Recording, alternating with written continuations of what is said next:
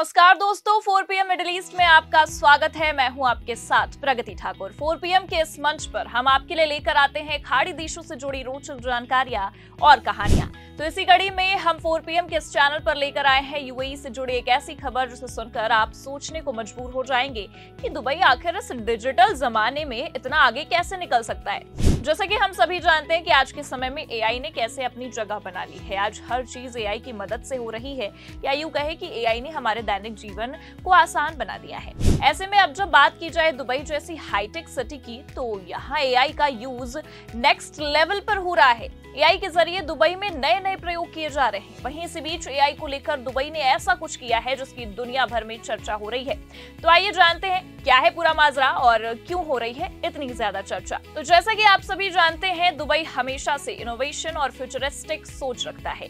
चाहे वो दुनिया की सबसे ऊंची इमारत बुर्ज खलीफा हो या स्मार्ट सिटी की अवधारणा, दुबई ने बार बार साबित किया है कि वो तकनीक और प्रगति में सबसे आगे है। ऐसे में अब दुबई ने एक और ऐतिहासिक कदम उठाया है। हिज हाइनेस शेख हमदान बिन मोहम्मद बिन राशिद अल मक्तूम, जो दुबई के क्राउन प्रिंस हैं, डिप्टी प्राइम मिनिस्टर और डिफेंस मिनिस्टर हैं, उन्होंने HMC यानी कि human machine collaboration icon system की शुरुआत की है। ये प्रणाली जिसे दुबई फ्यूचर फाउंडेशन ने विकसित किया है, दुनिया में अपनी तरह की पहली प्रणाली है। इसका मकसद है रिसर्च, प्रकाशन और रचनात्मक सामग्री में इंसानों और मशीनों के योगदान को पारदर्शी तरीके से दर्शाना। ऐसे में ये कदम न केवल तकनीकी क्षेत्र में बल्कि नैतिकता और विश्वसनीयता के लिए भी एक मील का पत्थर माना जा रहा है। अब आपको बता दें कि ये सिस्टम मुख्य रूप से दुबई सरकार और उससे जुड़े संस्थानों के लिए लागू की गई है। सभी दुबई सरकारी संस्थानों को अपने रिसर्च और ज्ञान आधारित कार्यों में इस प्रणाली को अपनाने का निर्देश दिया गया है, लेकिन ये केवल सरकारी क्षेत्र तक ही सीमित है।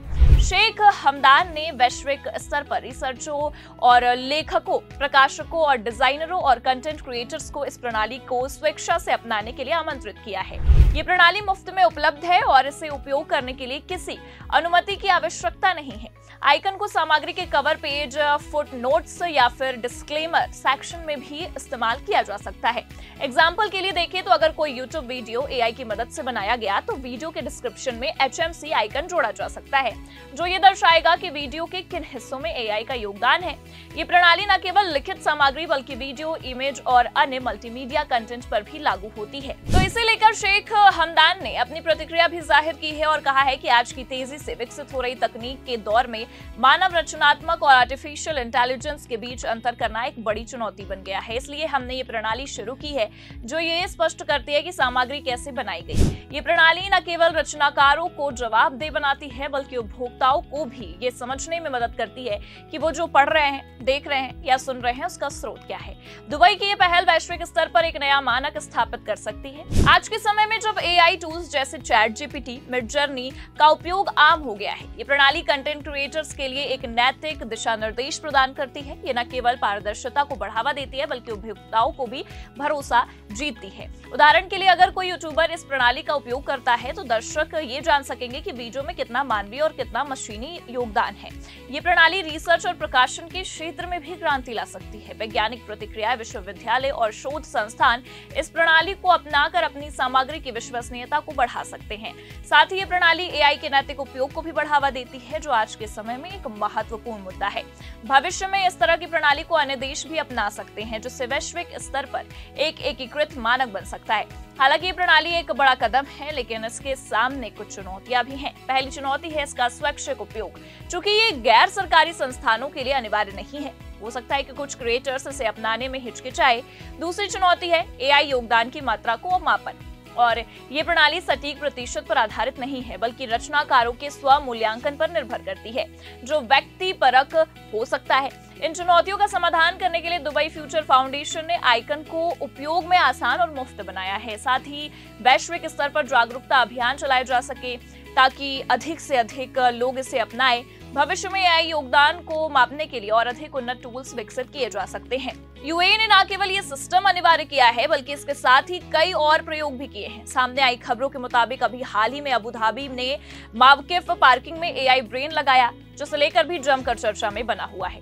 अब ये क्यों किया गया और इसके बारे में विस्तृत रूप से बात की जाए तो ये कदम भी यूएई ने अपनी दूरदर्शी सोच को आगे रखते हुए किया है। बता दें कि अबू धाबी के मवाकिफ सार्वजनिक पार्किंग ऑपरेटर क्यू मोबिलिटी ने अधिभोग दरों की निगरानी और पता लगाने, भुगतान को स्वचालित करने और उपयोगकर्ताओं को वास्तविक समय डेटा प्रदान करने के लिए एक नई एआई संचालित पहल शुरू की। वहीं क्यू मोबिलिटी ने एक बयान में कहा कि पायलट चरण इस महीने चुनिंदा क्षेत्रों में शुरू किया गया है तथा पूरे अमीरात में धीरे-धीरे इसका विस्तार करने की योजना भी है। और आपको बता दें कि सामने आई जानकारी के मुताबिक इस पायलट चरण में निरीक्षक एआई सिस्टम से लैस स्मार्ट वाहन चलाएंगे। ये स्मार्ट वाहन पार्किंग संचालन का प्रबंधन और निगरानी करेंगे। ये वास्तविक समय में यात्रियों की संख्या पर भी नजर रखने में सक्षम होंगे। पार्किंग के प्रवेश और निकास द्वार तथा इस पर स्थापित एआई संचालित कैमरे स्वचालित रूप से वाहनों की पहचान करते हैं और वाहनों द्वारा पार्किंग में बिताए गए समय को भी पहचान लेते हैं तथा एकीकृत भुगतान चैनलों जैसे कि डर्ब वॉलेट के माध्यम से पार्किंग शुल्क भी काट लेते हैं, जिससे उपयोगकर्ताओं के लिए निर्बाध और संपर्क रहित अनुभव सुनिश्चित होता है। एआई संचालित स्मार्ट कैमरे प्रवेश करते ही वाहन को स्कैन और पहचान लेते हैं। सिस्टम प्रवेश और निकास का सटीक समय रिकॉर्ड करता है। वाहन के बाहर निकलने पर सिस्टम पार्किंग शुल्क की गणना करता है और उसे स्वचालित रूप से किसी लिंक्ड भुगतान विधि जैसे कि डर्ब वॉलेट से काट लेता है। ऐसे में एआई ब्रेन, जिसे मवाकिफ पार्किंग सिस्टम में एकीकृत किया गया है, एक ऐसी तकनीक है जो मशीन लर्निंग, डेटा एनालिटिक्स और सेंसर आधारित निगरानी को मिलाकर पार्किंग अनुभव को बेहतर बनाती है। ये तकनीक न केवल ड्राइवरों के लिए सुविधाजनक है बल्कि शहरी यातायात प्रबंधन और पर्यावरणीय स्थिरता में भी योगदान देती है। इसके बारे में और ज्यादा अगर बात की जाए तो एआई ब्रेन का आधार स्मार्ट सेंसर और आईओटी उपकरण है जो पार्किंग स्थानों पर स्थापित किए गए हैं। ये सेंसर वास्तविक समय में पार्किंग स्थानों की उपलब्धता का पता लगाते हैं। प्रत्येक पार्किंग स्लॉट में लगे सेंसर ये निगरानी करते हैं कि कोई वाहन पार्क किया गया है या नहीं। ये जानकारी तुरंत क्लाउड आधारित सर्वर पर भेजी जाती है जहां इसे एआई सिस्टम द्वारा विश्लेषण किया जाता है। सेंसर वाहनों की मौजूदगी को डिटेक्ट करने के लिए इंफ्रारेड और अल्ट्रासोनिक या फिर मैग्नेटिक फील्ड टेक्नोलॉजी का भी उपयोग किया जाता है। जैसे कि कोई वाहन पार्किंग स्लॉट में प्रवेश करता है या निकलता है, सेंसर इसकी स्थिति को अपडेट करता है। ये ड्राइवरों को डार्ब ऐप के माध्यम से वास्तविक समय में उपलब्ध पार्किंग स्लॉट की जानकारी भी देता है, जिससे पार्किंग खोजने में समय की बचत होती है। डार्ब ऐप अबू धाबी में पार्किंग और टोल शुल्क के लिए भुगतान का आधिकारिक मंच है। एआई ब्रेन इस ऐप के साथ पूरी तरह से एकीकृत है, जिससे उपयोगकर्ता न केवल पार्किंग स्लॉट ढूंढ सकते हैं बल्कि भुगतान भी आसानी से कर सकते हैं। उपयोगकर्ता डार्ब ऐप में लॉगिन करके अपनी कार का चयन करते हैं, पार्किंग जोन और समय अवधि चुनते हैं और भुगतान की पुष्टि करते हैं। एआई सिस्टम ऐप के डेटा को सेंसर की जानकारी के साथ मिलाकर यह सुनिश्चित करता है कि सही पार्किंग स्लॉट और समय के लिए भुगतान हो रहा है। साथ ही सुविधाओं की अगर बात की जाए तो ऐप में वॉलेट सिस्टम है, जिसे क्रेडिट कार्ड या फिर मवाकिफ प्रीपेड कार्ड में भी टॉप अप किया जा सकता है। ये पार्किंग और टोल दोनों के लिए एकीकृत भुगतान मंच प्रदान करता है। ऐसे में अबू धाबी का मवाकिफ पार्किंग सिस्टम में एआई ब्रेन का एकीकरण एक ऐसी पहल है जो तकनीकी नवाचार और शहरी प्रबंधन के बीच संतुलन को दर्शाती है। स्मार्ट सेंसर, मशीन लर्निंग और फिर डार्ब ऐप के सहयोग से ये सिस्टम ड्राइवरों के लिए सुविधा देता है। ऐसे में हम ये कह सकते हैं कि ये तकनीक अबू धाबी को एक वैश्विक स्मार्ट सिटी के रूप में और सशक्त बनाएगी, जिसकी चर्चा विश्व भर में हो रही है। फिलहाल के लिए इस खबर में इतना ही। आप देखते रहिए 4PM मिडिल ईस्ट। नमस्कार।